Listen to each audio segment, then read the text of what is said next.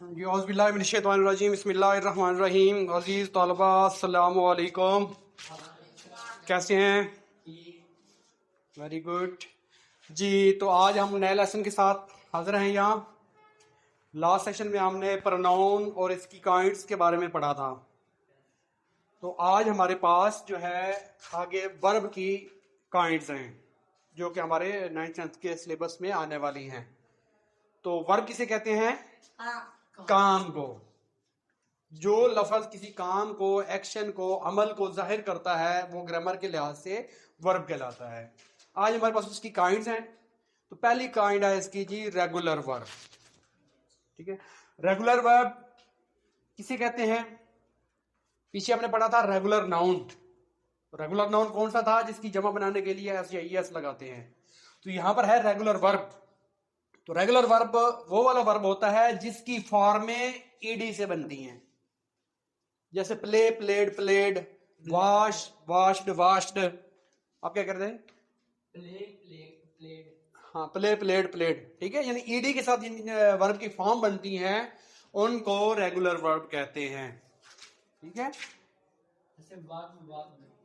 जी। उसके बाद नेक्स्ट हमारे पास है जी इर्रेगुलर वर्ब। ये उसका अपोजिट आ गया। तो रेगुलर वर्ब जो ईडी के साथ फॉर्म में बनती है, और इर्रेगुलर वर्ब वो वाला वर्ब है जिसकी फॉर्म में बनाने के लिए हमें इनके स्पेलिंग चेंज करने पड़ते हैं। क्या करना पड़ता है जी? स्पेलिंग चेंज होते हैं वर्ब की फॉर्म बनाते हुए। ठीक है, जैसे अब गो, वेंट, गॉन, गो, वेंट, गॉन, तीनों फॉर्मों में स्पेलिंग चेंज हो रहे हैं। ठीक है, तो गेट, गॉट, गॉट, इस तरह के आपने ग्रामर में आपके बहुत सारी वर्ब की फॉर्म है। तो जिनके स्पेलिंग चेंज हो के फॉर्म में बन रही हैं वो हमारे इर्रेगुलर वर्ब कहलाते हैं। ठीक है, इसी तरह नेक्स्ट हमारे पास है जी ट्रांजिटिव वर्ब। ठीक है, ट्रांजिटिव वर्ब कौन सा होता है? ये ऐसा वर्ब होता है जिसको जुमले में जब इस्तेमाल किया जाता है तो इसके बाद ऑब्जेक्ट की जरूरत होती है। जब तक ऑब्जेक्ट ना लगाया जाए तब तक जुमले का मानी मुकम्मल नहीं होता, उसको कहते हैं ट्रांजिटिव वर्ब। ठीक है, जुमले के 3 पार्ट है ना, सब्जेक्ट, वर्ब, ऑब्जेक्ट, और समटाइम सब्जेक्ट और वर्ब से भी जुमला मुकम्मल हो जाता है। ठीक है, जब ऑब्जेक्ट लगाना जरूरी होगा तो तब हम कहेंगे कि ये वाला वर्ब जो है वो ट्रांजिटिव है, कि इसको ऑब्जेक्ट की जरूरत है। ठीक है, तो इसी तरह फिर इंट्रांजिटिव इसका अपोजिट आ गया। ट्रांजिटिव में ऑब्जेक्ट की जरूरत होती है और इंट्रांजिटिव में ऑब्जेक्ट की जरूरत नहीं होती। उसके बगैर भी जुमला, ऑब्जेक्ट के बगैर भी जुमला मुकम्मल हो जाता है, सब्जेक्ट प्लस वर्ब। इसकी एग्जांपल देख लें। ट्रांजिटिव में क्या है जी?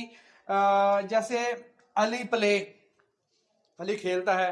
अब ये बात मुकम्मल नहीं है, क्या खेलता है जब लगाएंगे तो ही बात मुकम्मल होगी। Ali play, Ali pledge cricket, Ali cricket खेलता है। ठीक है, इसी तरह जब इसमें ऑब्जेक्ट की जरूरत है।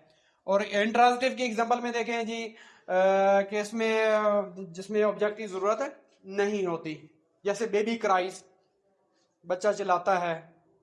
ठीक है, तो ये ऐसा वर्ब है जिसमें ऑब्जेक्ट की जरूरत नहीं है। तो आपने इसमें इतना ही अपने ज़हन में कंसेप्ट बैठा लें कि ट्रांजिटिव में ऑब्जेक्ट की जरूरत होती है और इंट्रांजिटिव में ऑब्जेक्ट की जरूरत नहीं होती। ठीक है, उसके बाद आगे आपकी जो सिलेबस में टर्म इस्तेमाल होती है मॉडल वर्ब की। तो मॉडल वर्ब आपके मूड्स को शो करते हैं। वर्ब कहते हैं ना काम को, तो मॉडल आपका काम का मूड, यानी काम के मूड में अंदर क्या चीजें आती हैं? आपकी एबिलिटी। ठीक है, वो काम करने की आपके अंदर सलाहियत है या नहीं, काम आप कर सकते हैं या नहीं कर सकते। कुछ है जो आपके अंदर एबिलिटी होनी चाहिए, काम करना चाहिए, यानी हमारे जो लाजमी अज्जा में शामिल है, हमारे फ़राइज़ में जो चीज़ें शामिल हैं तो वो हमारे ऊपर लाजिम है कि हम वो काम करें। इसके लिए हमारा मूड होना चाहिए कि हमें काम करना चाहिए। ठीक है, तो आपकी परमिशन के लिए भी जो है जो वर्ब यूज करेंगे तो वो भी मॉडल वर्ब के अंदर आएगा। तो इसके अंदर जो है ज्यादातर एग्जांपल में जो आ रहे हैं can, could, well, will, would, shall, should, may, might, must. ठीक है, इस तरह के ऐसे जो है वो वर्ब हैं जो आपके मॉडल वर्ब कहलाते हैं। तो नेक्स्ट हमारे पास आता है जी ऑक्सिलरी वर्ब्स। ऑक्सिलरी वर्ब्स असल में हम हेल्पिंग वर्ब को कहते हैं। हेल्पिंग वर्ब जो है जिस तरह इज़म और हैज़, हैव, वाज, वर, ये सारे जो है जो वर्ब के साथ आ रहे होते हैं ये ऑक्सिलरी वर्ब कहलाते हैं। अच्छा, ये ऑक्सिलरी वर्ब जो है ये इनको हेल्पिंग वर्ब भी कहते हैं और ऑक्सिलरी वर्ब भी कहते हैं। तो ऑक्सिलरी वर्ब क्यों कहते हैं?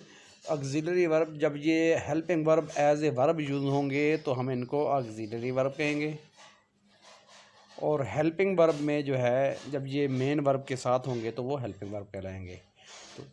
तो हेल्पिंग वर्ब जब एज ए वर्ब होंगे तो ये ऑक्सिलरी वर्ब कहलाएंगे। आगे हेल्पिंग वर्ब है जी। हेल्पिंग वर्ब में यही is, am, are, was, were, has, have, will, shall वगैरह ये सारे अगर जो है मेन वर्ब के साथ आ रहे हैं तो ये हेल्पिंग वर्ब कहलाएंगे। इस तरह आपका जो है ये लेसन वर्ब का मुकम्मल होता है। तो नेक्स्ट इंशाल्लाह आगे अगले लेसन में मिलेंगे। तब तक के लिए अल्लाह हाफिज़।